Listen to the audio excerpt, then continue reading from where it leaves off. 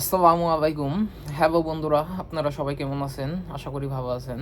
তো আমার এই ভিডিওটা মূলত করা যে জাপানে ১৪ থেকে ১৫ লক্ষ টাকা দিয়ে এসে আপনারা প্রতি মাসে কত টাকা ইনকাম করতে পারবেন। তো দেশে থেকে আপনারা অনেকেই জানতে চান বা জানতে ইচ্ছুক যে জাপানে এত টাকা খরচ করে এসে যে ১৪ থেকে ১৫ লক্ষ টাকা খরচ করে এসে জাপানে আপনারা কত টাকা প্রতি মাসে ইনকাম করতে পারবেন বা আপনারা সেভ করতে পারবেন। তো দেশে থাকতে আপনারা অনেকেই অনেকের কাছে থেকে শুনে থাকেন যে জাপানে ১৪ থেকে ১৫ লক্ষ টাকা দিয়ে এসে আপনারা প্রতি মাসে ২ থেকে ৩ লক্ষ টাকা ইনকাম করতে পারবেন। বা অনেকেই আপনাদের বলে থাকে যে জাপানে এত টাকা আপনারা ইনকাম করতে পারবেন। কিন্তু রিয়েলভাবে বাস্তব জীবনে সেটা ভাই সম্ভব না। কারণ আমি বিগত ৪ বৎসর যাবৎ জাপানে আছি, জাপানের ওকাইমা সিটিতে। তো জাপানের বাস্তব চিত্রটা আমি বা জাপানে যারা আছে তারা বুঝতে পারে বা স তারা দেখতেছে যে জাপানে একজন মানুষ বা একজন স্টুডেন্ট যারা স্টুডেন্ট ভিসায় জাপান আসে বা তারা রিয়েলিটি ভাবে কত টাকা ইনকাম করতে পারে। তো আসেন মূল কথায় আসি। আপনি জাপানে একজন স্টুডেন্ট মূলত সপ্তাহে ২৮ ঘন্টা জব করতে পারে। এটা জাপানের সরকার বা গভর্নমেন্ট থেকে একজন স্টুডেন্টের জন্য দেওয়া রুলস যে একজন স্টুডেন্ট সপ্তাহে ২৮ ঘন্টা জব করতে পারবে, এর বেশি করতে পারবে না। এর বেশি যদি করে তাহলে তার ভিসায় সমস্যা হবে। ভিসা কুয়েশন বা আপনার ভিসা রিনিউ করার সময় এটা আপনার প্রবলেম হবে। তো আপনি যদি সপ্তাহে ২৮ ঘন্টা জব করেন তাহলে দেখা যাচ্ছে যে আপনার ১ মাসে আপনি ১১২ ঘন্টার মতো জব হয় বা ১১২ থেকে ১৫ ঘন্টা এরকম হবে। তো আসেন ১১৫ থেকে ১৫ ঘন্টা জব যদি আপনি ১ মাস করেন, তাহলে আপনার প্রতি ঘন্টায় বা জাপান সরকার আপনাকে প্রতি ঘন্টায় কত টাকা দিচ্ছে? এটা হচ্ছে কিছু একটু ডিফারেন্ট আছে। আপনি যদি আমি যে সিটিতে থাকি এটা হচ্ছে ওকাইমা সিটি। তো জাপানের ওকাইমা সিটিতে আপনার জিকিউ মানে আপনার ঘন্টা প্রতি আপনার বেতন। তো এটা হচ্ছে যে আপনার ১ ঘন্টায় আমি ১,০০০ টাকা পাই। আর এটা যদি আপনার রাত্রেও করেন, তাহলে আপনার রাত ১০টার পর থেকে সকাল ৬টা পর্যন্ত আপনার মূল বেতনের ২৫% অ্যা যোগ হবে, মানে অতিরিক্ত এড হবে। যদি আপনি ১,০০০ টাকা বেতন পান, তবে ১,০০০ টাকার ২৫% হচ্ছে ৳২৫০।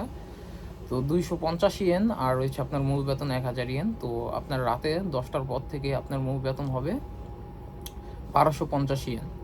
তো ৳১,২৫০ করে যদি আপনি নাইট শিফটে আমি নাইট শিফটের কথা বাদ দেই। মূলত আপনার বেসিক যে স্যালারিটা ৳১,০০০, তো সেটা যদি হয় আপনার ২৮ ঘন্টা করে প্রতি সপ্তাহে করেন, ১ মাসে আপনার স্যালারি আসবে আমার এই সিটিতে ১২ থেকে ১৩ মান টাকার মতো স্যালারি আসবে বা সর্বোচ্চ ঊর্ধ্বে গেলে ১৩.৫ মান, ৳১,৩৫,০০০ এরকম আসতে পারে।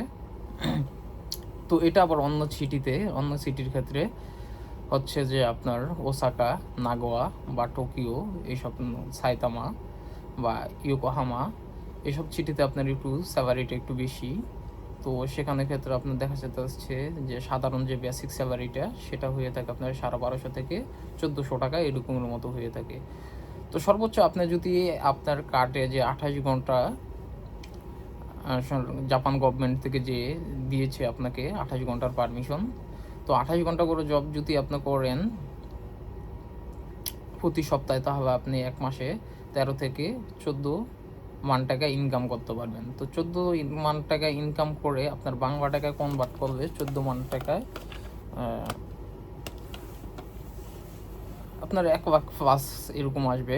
১,০০,০০০ প্লাস যদি আসে, তো তো ১,১০,০০০ টাকায় ধরেন আপনি যে প্রতি মাসে জাপানে আপনি ইনকাম করবেন। ১,১০,০০০ টাকার ভিতরে কিন্তু আপনার অনেক খরচ আছে, টিউশন ফি আছে। তো এখন বলতে পারেন যে ভাই ১,১০,০০০ টাকা দিয়ে কিভাবে আমরা জাপানে চলবো বা কিভাবে আপনার সেইকাতসু বা জাপানের জীবনযাপন ধারণের জন্য যে টাকাটার প্রয়োজন, তো সেটা কিভাবে চালাবো? তো এটা কখনোই পসিবল না। এটার জন্য কিছু গোপনীয় টিপস আছে বা যেটাকে আমরা বলি বা অনেকে জানে, দেশে থাকতে অনেকে জানার আগ্রহ করে। সেটা হচ্ছে হ্যান্ড ক্যাশ জব। অনেকে হ্যান্ড ক্যাশ করে জব করে থাকে। সবাই মূলত ২ টা করেই জব করে থাকে। কারণ জাপানে একটা জব দিয়ে আপনি কখনোই চলতে পারবেন না।